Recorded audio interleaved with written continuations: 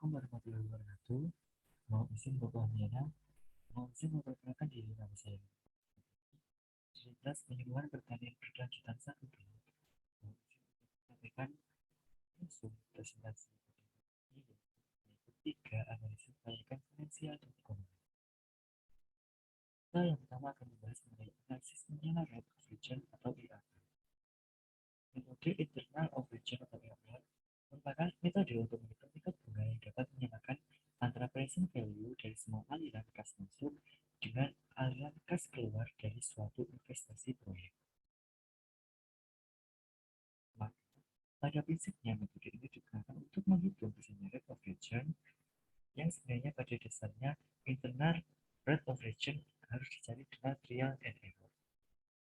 Rumus yang digunakan untuk menghitung internal rate of return adalah sebagai berikut, yaitu IRR sama dengan sigma N sama dengan 0 1 per 1 plus R pangkat T sama dengan 0.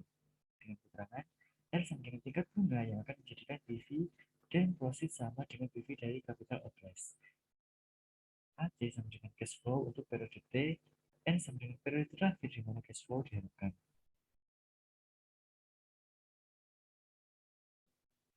Jika initial cash flow terjadi pada waktu 0, kita menggunakan rumus sebagai berikut, yaitu rumus aritmatika A0 sama dengan A1 plus per 1 plus R plus A2 per 1 plus R pangkat 2 plus sekian sampai N, sehingga A N sama dengan 1 plus R pangkat N.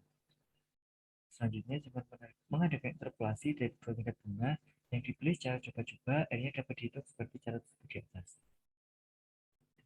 Dengan rumus internal rate of return seperti tersebut di atas, maka langkah-langkah yang harus dilakukan untuk menghitung nilai IRR adalah sebagai berikut. Yang pertama, menggunakan present value dari proses suatu investasi dengan menggunakan tingkat bunga yang dipilih secara a priori. Yang kedua, membandingkan hasil perhitungan present value dari proses dengan jumlah present value dari investasi atau outlay.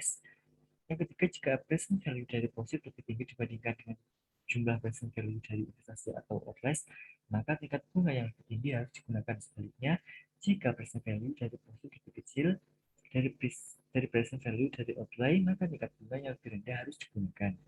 Yang keempat, mengulangi langkah ketiga, menentukan tingkat bunga yang dapat menjadikan present value dari profit sama besar dengan present value dari outlay-nya. Dan yang terakhir, pada tingkat bunga yang dapat menjadikan present value dari profit sama besarnya dengan present value dari outlet-nya, net present value dari usul investasi tersebut adalah RP sama dengan 0 atau mendekati 0. Biasanya tingkat bunga tersebut menggambarkan besarnya internal rate of return dari usul investasi tersebut. Nah, untuk menghitung internal rate of return, di mana proses suatu investasi tidak sama besarnya dari tahun ke tahun, maka dua tingkat bunga yang berbeda dipilih, kemudian dilakukan interpolasi untuk menentukan tingkat bunga yang mendekati rate yang sebenarnya, atau secara singkat dapat digambarkan sebagai berikut dengan asumsi menggunakan dua tingkat bunga yang berbeda. Kita menggunakan rumus interpolasi bersama dengan P1 per C1 dikali P2 min P1 per C2 min C1. Dengan keterangan R sama dengan internal rate of return yang dicari, P1 sama dengan tingkat bunga pertama, P2 adalah tingkat bunga kedua, C1 adalah net present value ke-1, C2 adalah net present value kedua. Kriteria kelayakan penerimaan investasi menggunakan metode internal rate of return adalah suatu investasi yang diusulkan dinyatakan layak jika internal rate of return lebih besar dari tingkat keuntungan yang dikehendaki. Sebaliknya, jika rate of return suatu investasi lebih kecil dari tingkat keuntungan yang dikehendaki, maka investasi tersebut dinyatakan tidak layak. Apabila terdapat beberapa alternatif investasi, maka dipilih alternatif investasi terbaik dengan memiliki alternatif investasi yang mempunyai internal rate of return yang lebih besar. Nah, selanjutnya adalah kelebihan dan kekurangan menggunakan metode internal rate of return. Kelebihannya yaitu menghindari pemilihan rate of return yang minimum yang diinginkan. Yang kedua, memperoleh rate of return yang sebenarnya. Yang ketiga, berdasarkan preferensi rate of return yang sebenarnya bukan sekedar selisih NPV. Dan yang keempat, tidak memiliki beban untuk menginvestasikan kembali seperti yang digambarkan pada metode NPV. Dengan kekurangannya yaitu lebih rumit, terutama jika aliran kas masih tidak sama untuk setiap periode, Dan yang kedua harus menggunakan analisis sensitivitas. Nah, kelebihan dan kekurangan adalah merupakan jawaban dari soal nomor 3, yaitu apakah kelebihan dan kekurangan menggunakan metode internal rate of return.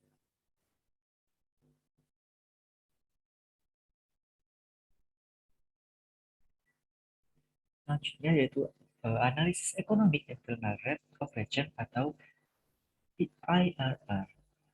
Economic Internal Rate of Return merupakan tingkat pengembalian berdasarkan pada penentuan nilai tingkat bunga atau diskon rate, di mana semua keuntungan masa depan yang dinilai sekarang dengan diskon rate tertentu adalah sama dengan biaya kapital atau present value dari total biaya.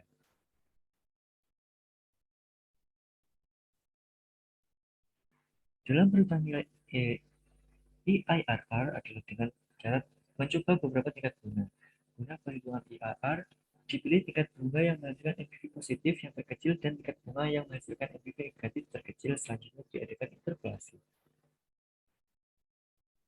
Rumus persamaan adalah EIRR sama dengan I1 plus NPV1 per NPV1 min NPV2 dikali dalam kurung I2 min I1, di mana I1 merupakan tingkat bunga saat NPV positif, I2 adalah tingkat bunga saat NPV negatif, NPV1 adalah nilai sekarang dengan menggunakan I1, dan NPV2 adalah nilai sekarang dengan menggunakan I2. Apabila IIRR social discount rate Apabila IRR lebih besar dari social discount rate, 20%, maka proyek dinyatakan layak. Tetapi jika IRR atau economic internal rate adalah kurang dari social discount rate 12%, maka proyek tidak layak.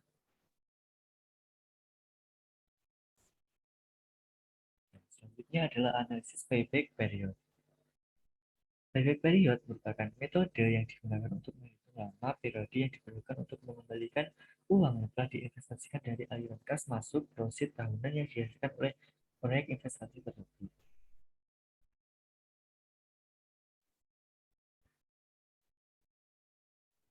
Apabila proceed setiap tahunnya jumlahnya sama, maka payback period dari suatu investasi dapat dihitung dengan cara membagi jumlah investasi atau outlets dengan proceed tahunan.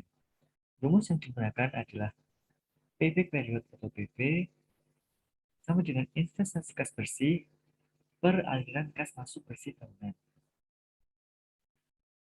Untuk menghitung payback period yang memiliki nilai proceed yang tidak sama setiap tahunnya, maka dihitung akumulasi proceednya terlebih dahulu sehingga diperoleh akumulasi kas masuk sama dengan 0. Kriteria kelayakan penerimaan investasi menggunakan metode payback period adalah suatu investasi yang diusulkan dinyatakan layak jika payback period lebih pendek dibandingkan dengan periode payback maksimum. Baliknya, jika payback period suatu investasi lebih panjang daripada periode payback maksimum, maka investasi tersebut dinyatakan tidak layak.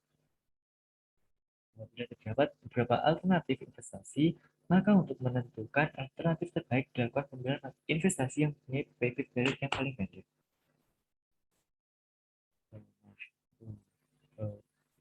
Pengertian mengenai payback period atau PP dan menjawab pertanyaan dari nomor 4.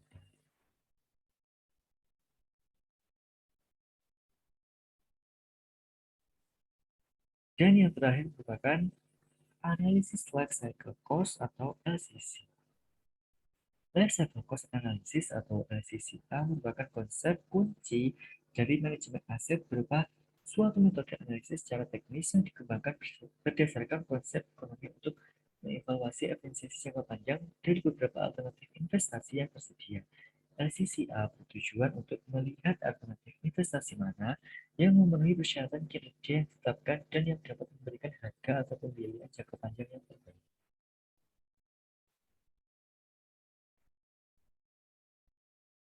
Periode dari analisis LCCA untuk memungkinkan analisis yang dilakukan memberikan hasil yang cukup reasonable atau beralasan. Federal Highway Administration atau FHWA menetapkan bahwa periode analisis untuk LCCA dikerjakan di bidang jalan harus cukup panjang, setidaknya selama 35 sampai 40 tahun. Dengan menetapkan periode analisis yang cukup panjang, maka akan lebih banyak alternatif investasi yang dapat digunakan di dalam analisis LCCA. Dalam periode analisis ini mencakup semua pekerjaan, mulai dari pekerjaan pembangunan, pemeliharaan, peningkatan, dan sampai dengan pekerjaan rekonstruksi atau pada saat kondisi akhir dari perluasan jalan yang dinyatakan sebagai indeks pelayanan akhir dari jalan. Nah, mungkin segitu saja dapat saya sampaikan, kurang lebihnya saya. Assalamualaikum warahmatullahi wabarakatuh.